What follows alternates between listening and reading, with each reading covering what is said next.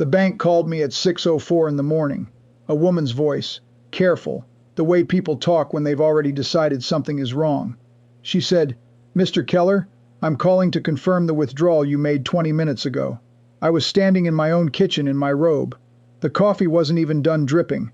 I hadn't left my house in 14 hours. I told her that. I said, "Ma'am, I think you've made a mistake. I'm at home. I haven't been anywhere." And there was a silence on that phone I will hear for the rest of my life.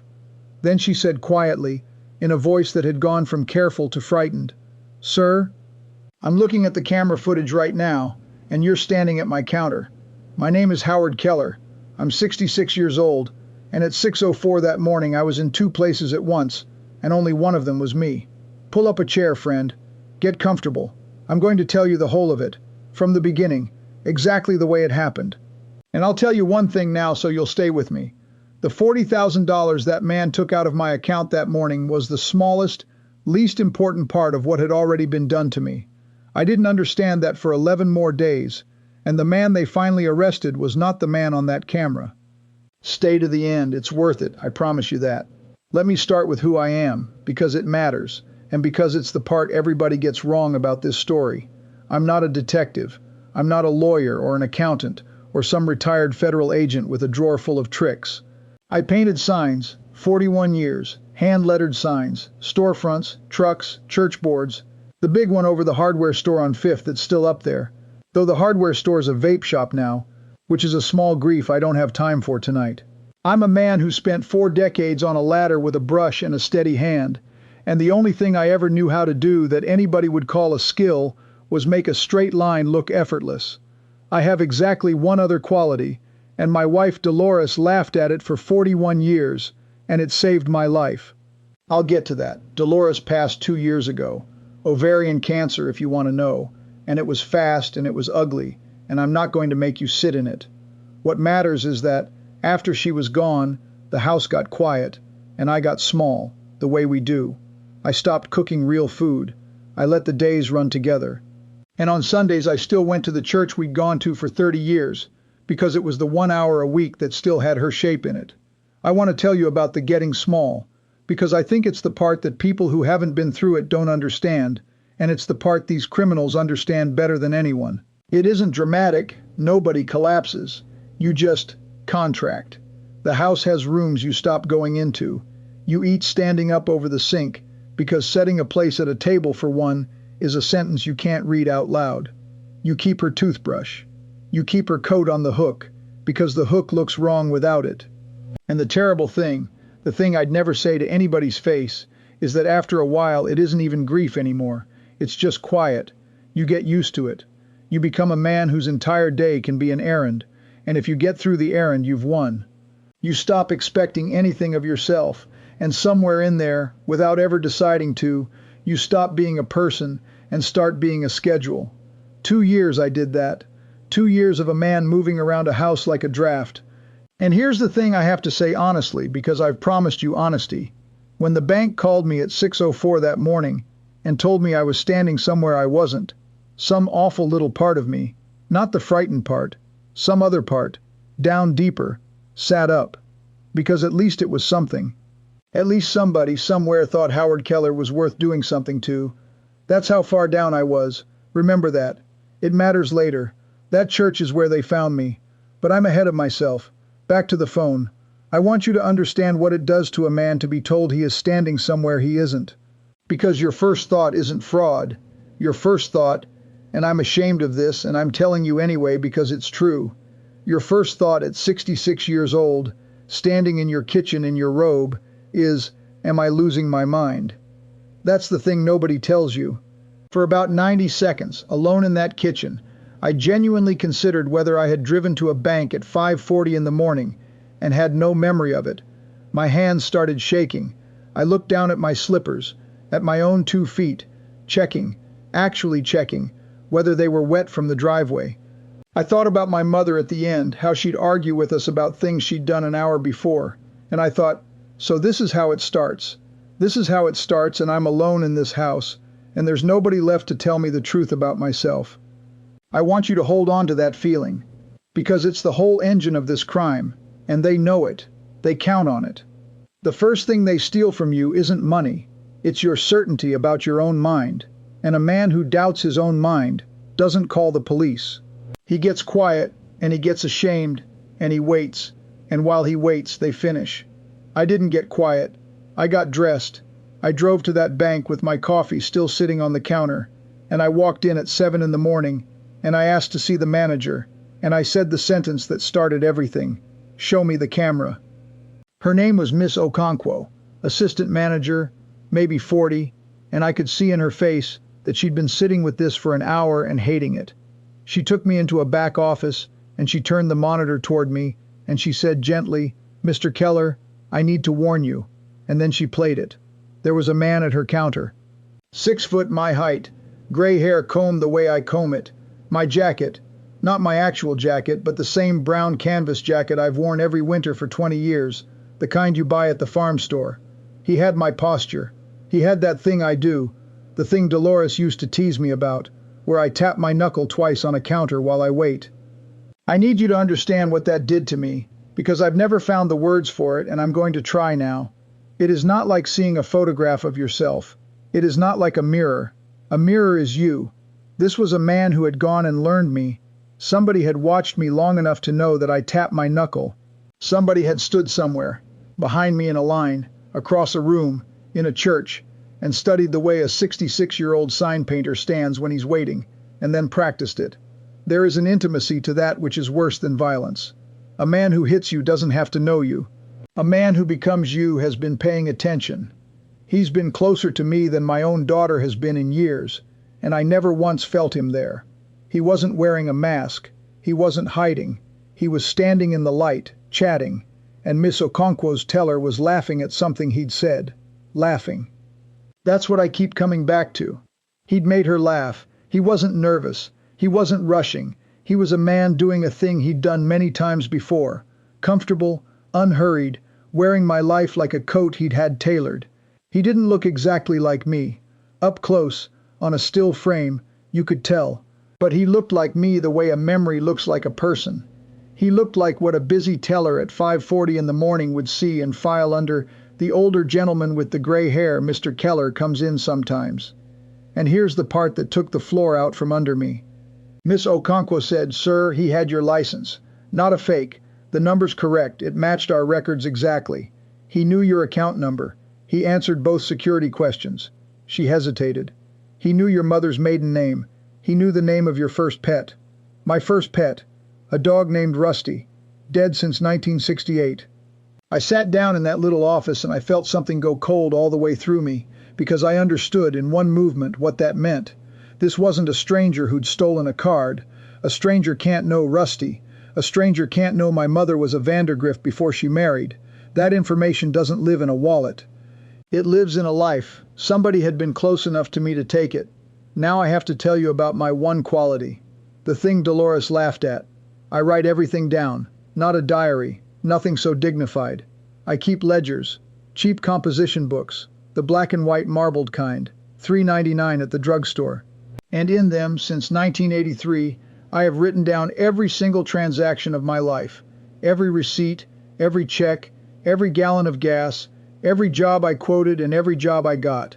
When I met a man about a sign, I wrote the date, the time, the man's name, and what we agreed. When I bought a sandwich, I wrote down the sandwich. It started as a business thing, and I remember exactly why. 1983, a man named Deitch hired me to letter 3 trucks, and when I finished, he looked me in the eye and told me we'd agreed on half that price, and I had nothing, not a scrap, just my word against his and a young man's outrage, which is worth precisely nothing. I lost $400, which in 1983, with a baby coming, was closer to a broken bone than a bad day. I came home and Dolores watched me stand in the kitchen shaking with a rage I had nowhere to put, and the next morning there was a composition book on the table with a label on the front in her handwriting, Howard's Book of Proof. She'd written it as a joke. She'd drawn a little smiling face on it. I still have that one. It's the first book on the shelf. Her handwriting is still on the cover. So it started as business. But it became a compulsion, honestly. A tic. It spread past the jobs and into everything. the way a habit does when it's actually a fear wearing a habit's clothes. Dolores used to stand in the kitchen doorway and watch me writing down a $2 coffee, and she'd say, "Howard Keller, when you die, they're going to have to bury you with a receipt for the casket." She thought it was the funniest thing about me. For 41 years, she thought it was the funniest thing about me. She'd tell it at parties. People would look at me the way you look at a man with a harmless little defect, and I'd smile and shrug, and I'd go home and write down what the party cost. I've got 39 of those composition books on a shelf in my basement. 39 years. Every one of them full, front to back, in the same hand, in the same pen, in the same order. A whole life, priced out and dated. I used to think on my low nights that it was the saddest object in the world. A man's entire existence reduced to a column of numbers. Nothing in there about love. Nothing in there about the way she laughed. Just turpentine, $18.62. I don't think that anymore. When Miss Okonkwo told me that man knew Rusty's name, my second thought, after the cold, was, I can prove where I've been.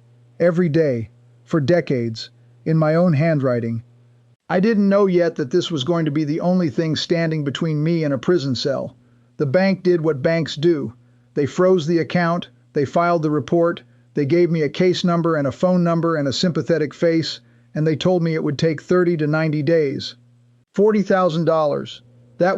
I want to be honest with you, that was most of what Dolores and I had. 41 years of ladders and cold mornings and turning down vacations, sitting in that account waiting to be the thing that kept me from being a burden on anybody.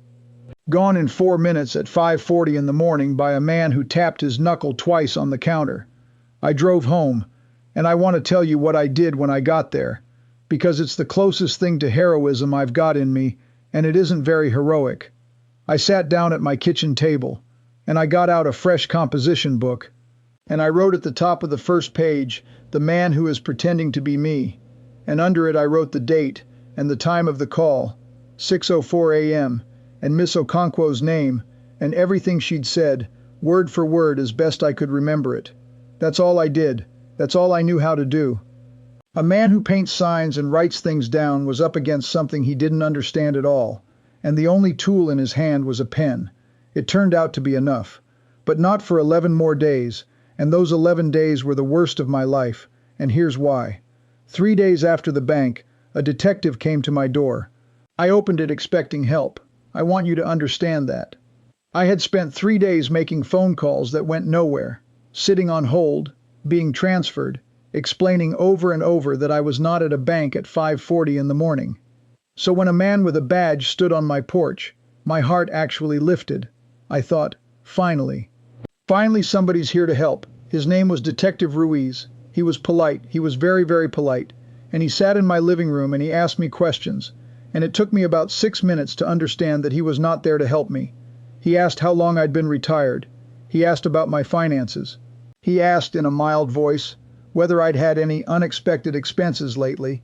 And then he took out a folder and he showed me a piece of paper and he asked me, kindly, gently, the way you'd talk to a man you already thought was guilty, to explain it.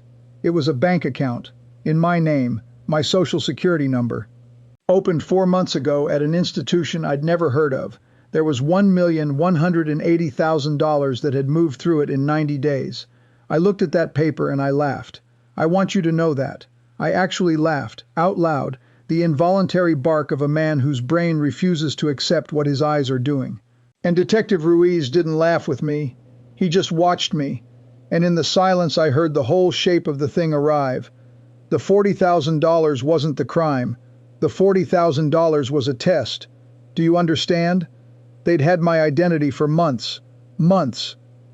They'd been running money through accounts with my name on them. Money that came from God knows what, from other victims, from things I don't want to imagine, laundering it through a 66-year-old retired sign painter who was too busy grieving his wife to notice his own name walking around town without him. And that morning at the bank, that clumsy $40,000 withdrawal with a man in a brown jacket on camera, that was them checking whether the identity still worked, checking whether anybody was watching. They didn't steal my money because they wanted $40,000. They stole my money to find out if I was still asleep. $40,000, my whole life savings, 41 years on ladders in the cold. And to them it wasn't even a robbery. It was a diagnostic. It was a man tapping a wall to hear if it's hollow.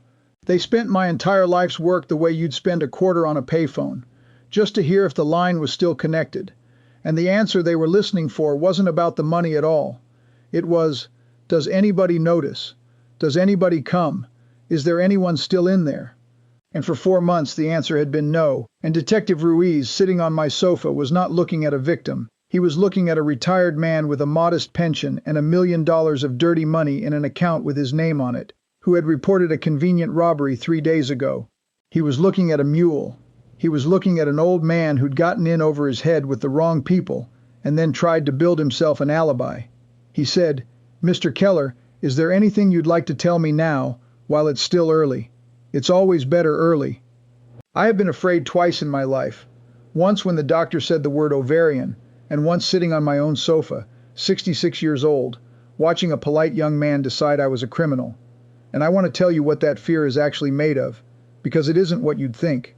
It isn't the fear of prison. At 66, alone, honestly, some part of me could look at a cell and think, well, at least there'd be people. No. What I felt on that sofa was the pure, bottomless terror of having no way to prove anything. Think about it. Really think. Right now, this minute, where were you on a Tuesday 4 months ago at 9:15 in the morning? Prove it. Not tell me. Prove it. To a man with a badge who's already decided. You can't. Almost nobody can. Your life is invisible. It leaves no marks. You move through your days and they close behind you like water, and if somebody ever stands in front of you and says you did this thing, you have nothing but your own voice and your own face and a rising panic, and both of those look exactly the same on a guilty man as an innocent one. That's what I understood on that sofa. I understood that I had spent 66 years being a decent man, and it bought me nothing, not one thing in that room. Decency is not evidence. There is no loneliness like the loneliness of being disbelieved. Now here's where the story turns, and it turns on the most boring thing in the world. I said, "Detective, would you come down to my basement?" And I took that man down my basement stairs, and I turned on the light, and I showed him a shelf. 39 composition books, 1983 to now. And I pulled out the one for the last 4 months, and I opened it on my workbench, and I said, "You want to know where I was when that account was opened?" "Give me the date." He gave me the date, and I turned to it in my own handwriting, and there it was, Tuesday, 9:15 a.m. Dr. Ambrose, follow-up, blood pressure. $30 copay, receipt in envelope $4. Hardware, 2Q2 turpentine, $18.62. Receipt in envelope $4. Sat with Dolores. Sat with Dolores. That's what I write when I go to the cemetery. He gave me another date. There it was. Another. There it was. Every day for 4 months. Every day for 2 years. Every day for 39 years. Times, amounts, names, receipts, filed in numbered envelopes in a filing cabinet 3 feet from where he was standing. He got quiet. He started picking dates that weren't in the folder. Dates from years ago. Dates he made up on the spot, testing me. 1994. There it was. The day of the flood. There it was, and the receipt for the sump pump stapled in.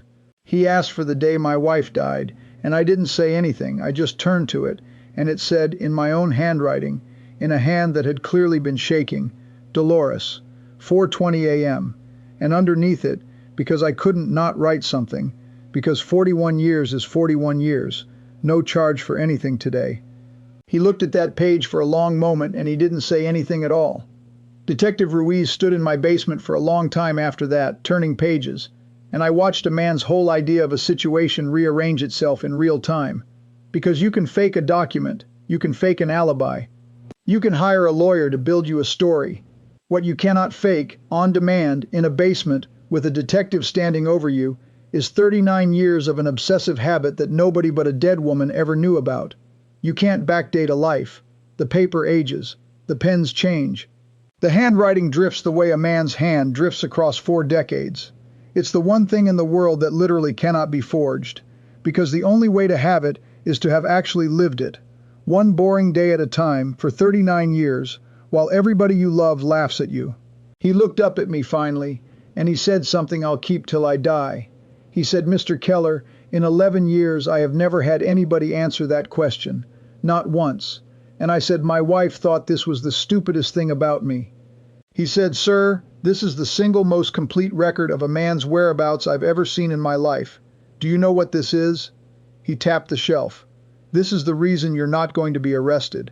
I had to sit down on my basement steps. I'm not ashamed of that either. But Ruiz wasn't done. He sat down on the step next to me, a young man in a good suit, on a dusty basement step, and he told me the truth, and the truth was worse than being a suspect.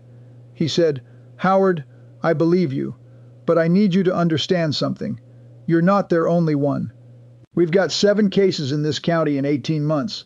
Same pattern, all victims over 60, all of them recently widowed or bereaved." He looked at me. Every single one of them had their security questions compromised. Not their cards, their questions. Mother's maiden name, first pet, first street. The stuff that doesn't live in a wallet. And I said, because I'm slow, because I'm just a man who paints signs. I said, how would anybody get that? And Detective Ruiz said, that's what I've been trying to figure out for 18 months.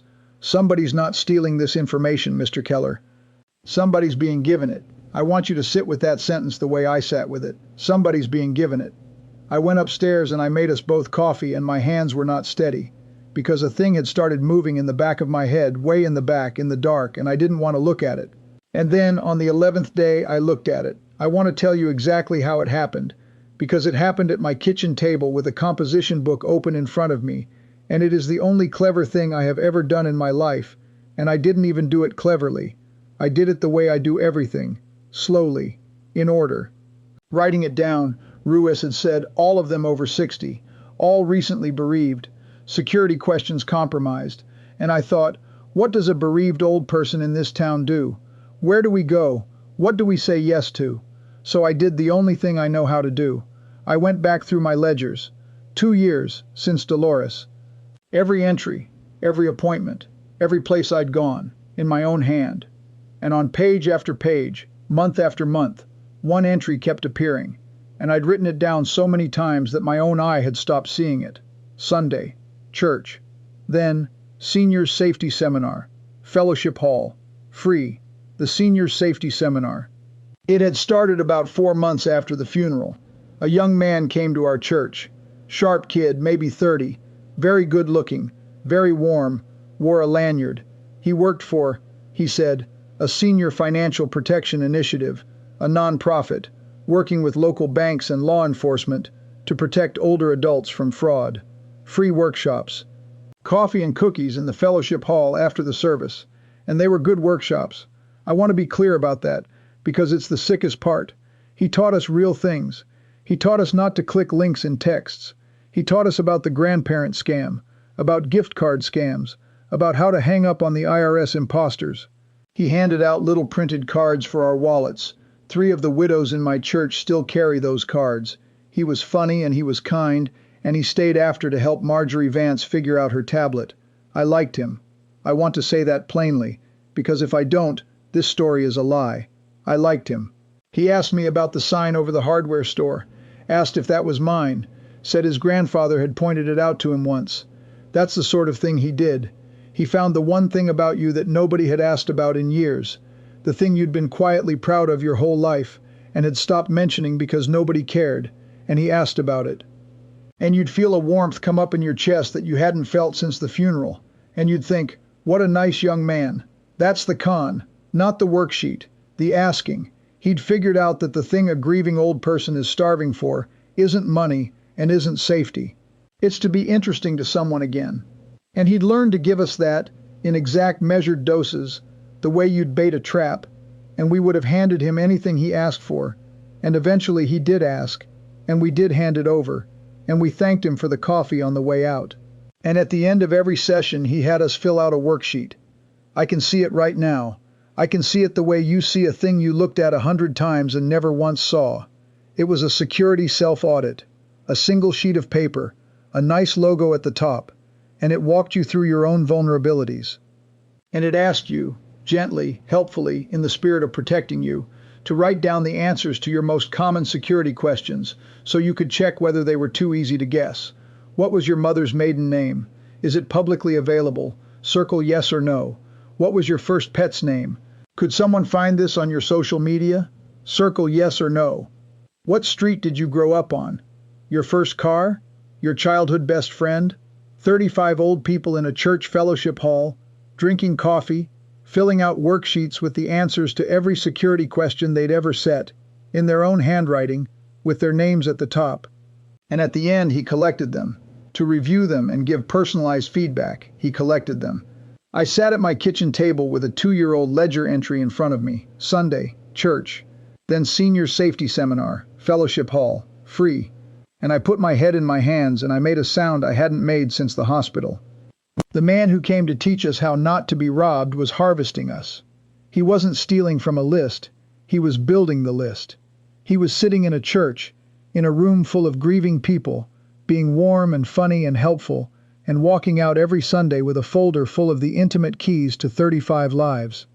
And then he waited. He was patient. He'd take one, quietly, months later, from somebody whose spouse had just died and who wasn't watching. And the beautiful, evil genius of it, I have to call it that, I've had time to think about it, was that his victims would never, ever suspect him. Because in their minds, he was the good guy. He was the one who'd warned them about fraud. When you got robbed, you'd think about the scary phone call, the suspicious email, the stranger. You would never in 1,000 years think about the nice young man from the safety seminar. He'd inoculated us against everyone but himself. I called Detective Ruiz at 11 at night and I told him, and I could hear him stand up. I heard the chair. But here's what I want to tell you about the next part, because it's the part I'm actually proud of, and it's not the part you'd expect. Ruiz's first instinct was to go get him. Warrant, seminar records, the whole thing. And I said, a sign painter telling a detective his business, and I still can't believe I did it. I said, Detective, if you arrest him Tuesday, what happens to the folder? Silence on the phone. Because here's the thing. The kid was one man with a lanyard. But somebody was running money. Somebody was opening accounts. Somebody was standing at bank counters in brown canvas jackets. Somebody was moving $1 million. He was the harvester. He wasn't the machine. And if you grab the harvester, the machine hears about it in an hour, and it burns the folder, and 34 other people in my church, Marjorie Vance, who still carries his little card in her wallet. 34 other people just sit there, harvested, with their keys in a stranger's hands, waiting for their own spouse to die, so somebody can come collect. I said, Detective, they already have my identity. It's 4 months old and it works. It's the best thing they've got. And then I said the sentence that made a man on the other end of a phone go completely quiet. I said, so let me put it back on the table. I want to be honest about what that was. It wasn't courage. It was the closest thing I had to Dolores. It was a chance to do one useful thing in a life that had gone very quiet. And if you're my age and you're listening to this, you know exactly what I mean. And if you're not, I hope you don't find out for a long while. Ruiz argued with me. He argued hard, and he was right to. And I want to tell you what he said because I've thought about it a lot since. He said, Howard, if this goes wrong, you're the one holding the bag.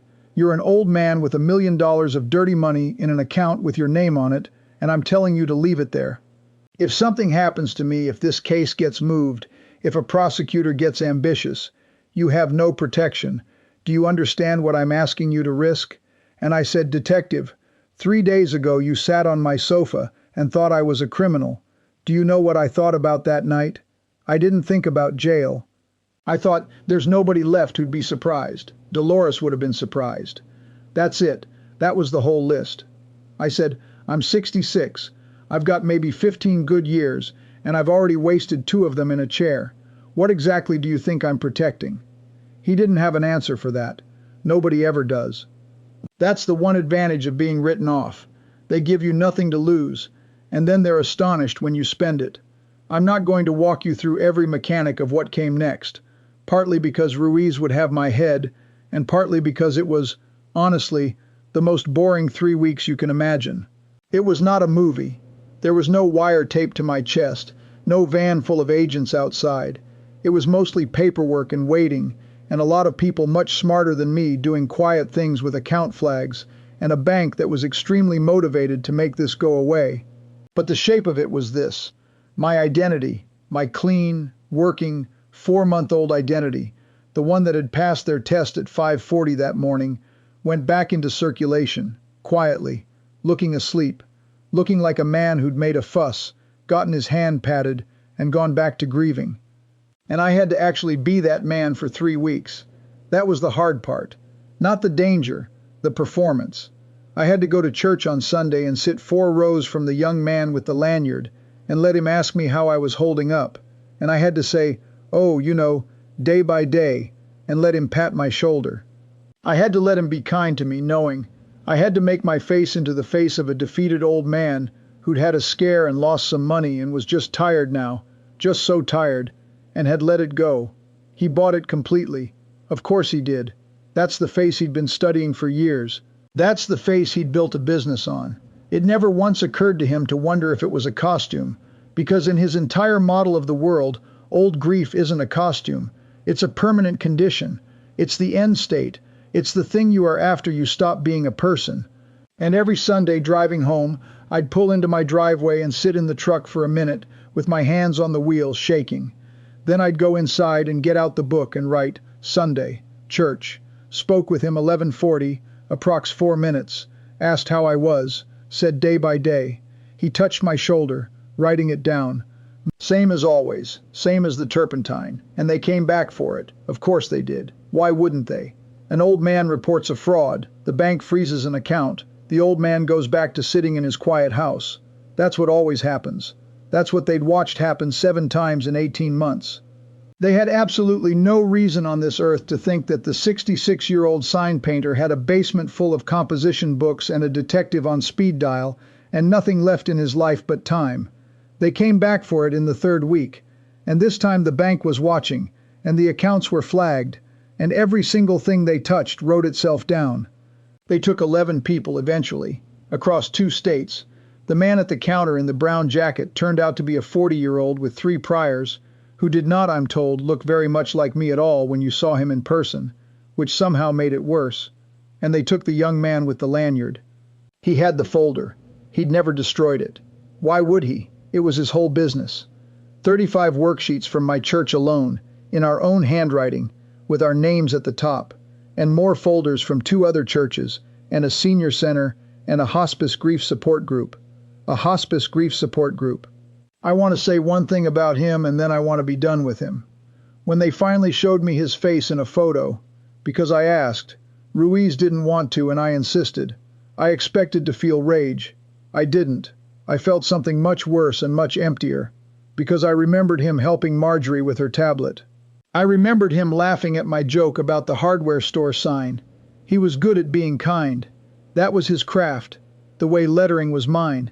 He'd spent years getting good at the exact motions of goodness, with nothing behind them at all, aimed at people who had just buried the person they loved most. There's a word for that, and I don't know it. Rage would have been simpler. Now, I told you it wasn't a movie, so let me give you the honest ending. All of it, including the parts that don't feel good. I got most of my 40,000 back. Most. Not all. And it took 14 months, and the 14 months were their own kind of ordeal. Forms, calls, being asked to explain again and again the exhausting bureaucracy of proving you are yourself.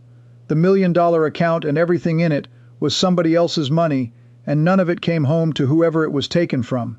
That's the truth about this. Money mostly stays stolen. Anybody who tells you different is selling something. Detective Ruiz got a commendation, which he deserved, and he came by afterward with a bottle of something and sat in my kitchen and told me the thing that actually mattered. He said, 35 worksheets. 35 people in my church whose keys were in that folder, who never got the call. Marjorie Vance, 79, who buried her husband last spring, and whose mother's maiden name and first pet were sitting in a folder in a young man's car waiting for the right moment. She never got the call. She'll never know she almost did. That's the return. Not the money, the calls that never came. And there's a cost, and I'll name it, because I've named everything else.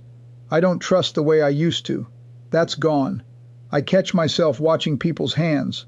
When somebody at church is kind to me now, there's a half second, just a half second, but it's there, where a part of me asks what they want.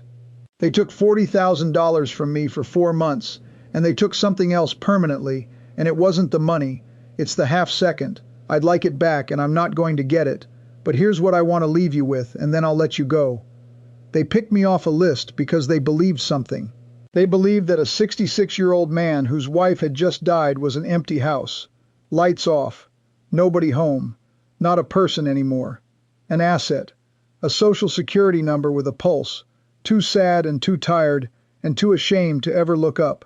And they were nearly right. I was sitting in the dark. I'd let 2 years go by in that chair, but they'd made one arithmetic error, and it's the same error every one of these people makes, and it's the reason I'm telling you this instead of sitting in a cell. They assume that because a man is old and quiet and grieving, there's nothing in him.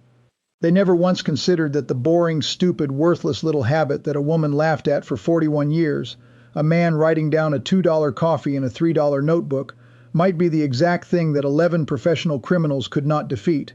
They had software. They had forged documents. A man who looked like me, a non-profit with a logo, $1 million, and 18 months of practice. I had 39 composition books, and my wife's handwriting on the label of the first one, because she started it for me in 1983, as a joke, because she thought I'd never keep it up. She was wrong about that. She was wrong about it being the stupidest thing about me, too. I go to the cemetery on Tuesdays. I still write it in the book. 2 o'clock, sat with Dolores, because it's a thing I do, and because as long as I'm writing it, it's a thing I'm still doing. That's what I figured out, somewhere in those 11 days, and it's maybe the only wisdom I've got to offer anybody. All those years I thought the book was about money. It was never about money. It was a man insisting, one line at a time, every day for 39 years, that he was here, that it happened, that a life which leaves no marks still counts.